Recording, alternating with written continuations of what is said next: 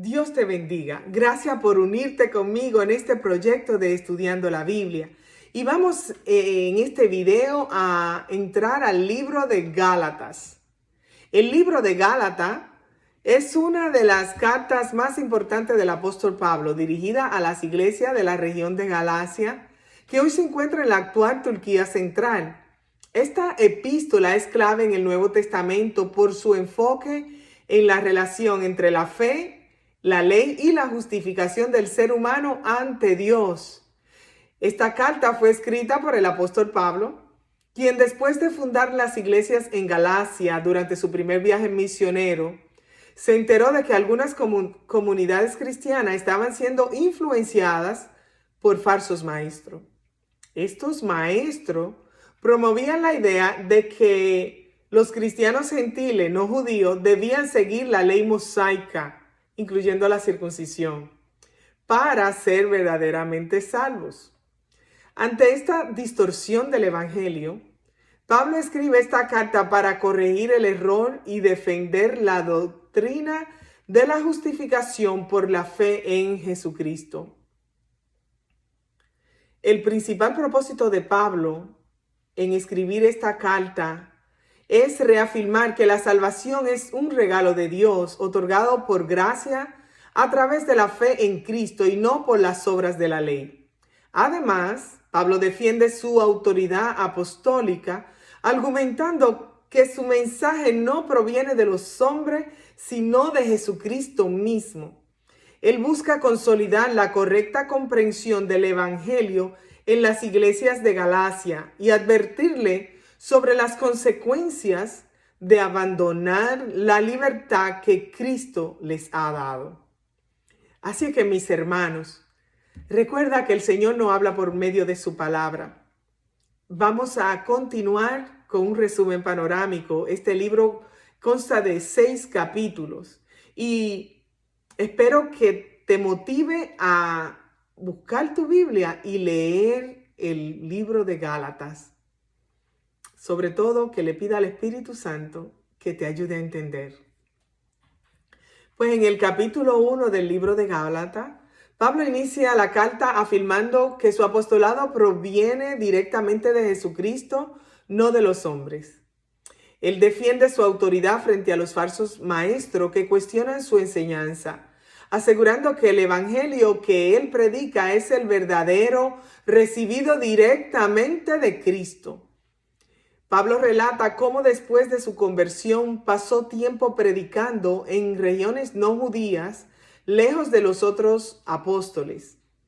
Él dice cómo su vida fue transformada por el poder de Cristo. En el capítulo 2, Pablo relata su visita a Jerusalén, donde se reunió con los líderes de la iglesia, incluyendo a Pedro, Santiago y Juan. Durante esta visita, Pablo les explicó el evangelio que predicaba a los gentiles. Aquí también se describe la famosa confrontación entre Pablo y Pedro. Pedro, por miedo a los judaizantes, comenzó a apartarse de los gentiles y Pablo le reprende públicamente, afirmando que la justificación no se obtiene por las obras de la ley, sino por la fe en Cristo. En el capítulo 3, Pablo explica que los creyentes son justificados por la fe, utilizando el ejemplo de Abraham, quien fue considerado justo por la fe antes de que la ley fuera dada. La ley, aunque buena, no puede justificar a nadie, ya que todos hemos pecado. La ley fue un tutor que guió a la humanidad hasta la venida de Cristo. Ahora, los creyentes recibimos la salvación por la fe, no por el cumplimiento de la ley. Y en Cristo no hay distinción entre judíos y gentiles. Todos somos hijos de Dios por medio de la fe. Continuamos con el capítulo 4. Aquí Pablo argumenta que aunque los cristianos eran antes esclavos de la ley, ahora somos hijos de Dios a través de Cristo y hemos recibido el Espíritu Santo. Él utiliza la ilustración de los herederos, quienes, aunque son hijos, en su infancia están bajo la supervisión de tutores.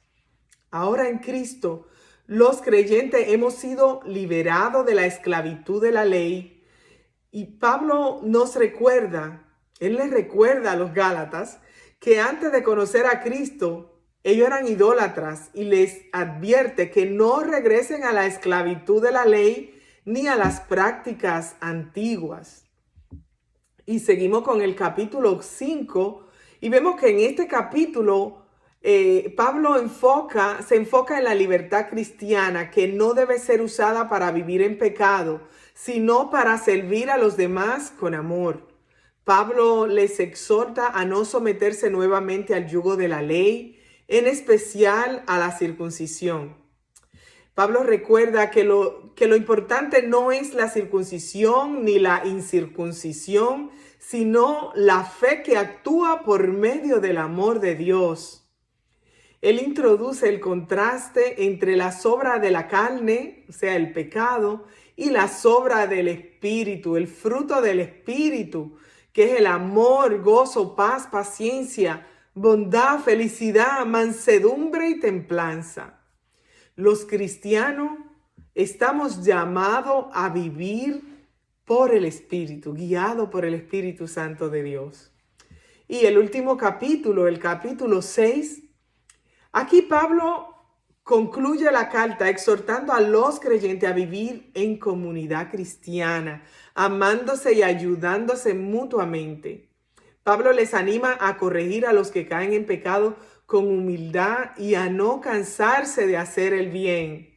Les recuerda que lo importante no es la apariencia externa como la circuncisión, sino una nueva creación en Cristo. Y finalmente, Pablo comparte su propio sufrimiento por causa de Cristo y ofrece una bendición para los creyentes. Bueno, mis hermanos, hemos visto que este libro de Gálatas es una defensa apasionada de la justificación por la fe y no por las obras de la ley, y un llamado a vivir en libertad, guiado por el Espíritu Santo. A través de cada capítulo hemos visto cómo Pablo busca corregir los errores doctrinales de la iglesia de Galacia, reafirmando que en Cristo somos libres de la esclavitud de la ley y llamados a vivir en el amor y la gracia de Dios. Este libro de Gálatas nos invita, nos llama a entender que la salvación se recibe por la fe en Cristo y no por las obras de la ley. Nosotros los cristianos debemos vivir en libertad, lejos del legalismo y reflejar el fruto del Espíritu en nuestras vidas. La carta de Pablo sigue siendo relevante en el día de hoy, desafiándonos a vivir de acuerdo con la gracia de Dios y a mantener la verdadera libertad que Cristo nos ha dado. Mis hermanos, vamos a orar. Gracias, Señor. Gracias, mi Dios, porque tú eres bueno, Señor. Gracias por esa libertad que tú nos ofreces, Señor. Gracias por nuestra salvación, Señor. Gracias porque tú pagaste el precio en la cruz del Calvario, Jesús. Amado Señor, te damos gracias, Señor, por tu palabra, que es luz y vida para nosotros, mi Dios. Te pedimos en este momento que ponga en nuestro corazón un profundo deseo de leer y meditar en tu palabra cada día. Que al abrir la Biblia, las Escrituras, nuestro entendimiento sea iluminado por el Espíritu Santo para que podamos comprender, Señor, tus enseñanzas y también aplicarla a nuestras vidas.